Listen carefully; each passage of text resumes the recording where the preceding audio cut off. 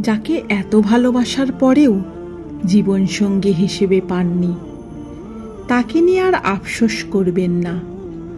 কাউকে ভালোবেসে বিয়ে করলেই আপনি জীবনে সুখী হবেন তার কি গ্যারান্টি আছে? মানুষ সময়ে পরিবর্তন হয়ে যায়, হয়তো কারো দিয়ে আঘাতে, নয়তো অন্য কোনো কারণে। কারোর পছন্দের মানুষ হওয়া সহজ, কিন্তু সারা জীবন তার পছন্দের মানুষ হয়ে থাকাটা খুবই কঠিন। তাই আপনার মহান রব যাকে আপনার জীবনসঙ্গী হিসেবে পছন্দ করেছেন, তার প্রতি সন্তুষ্ট থাকুন। তাকে মন উজাড় করে ভালোবাসুন, কারণ সে আল্লাহর পক্ষ থেকে আপনার জন্যে একটি বিশেষ উপহার।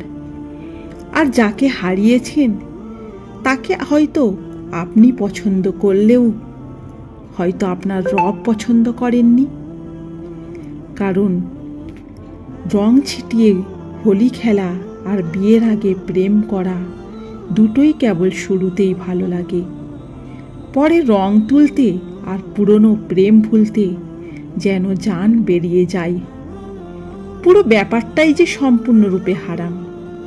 তাহলে উত্তম জীবনসঙ্গীর জন্য মহান আল্লাহ তাআলার কাছে মন উজাড় করে দোয়া করুন। আল্লাহ আমাদের এমন জীবনসঙ্গী দান করুন যে আমাদের চক্ষু শীতলতার কারণ হয়ে ওঠে।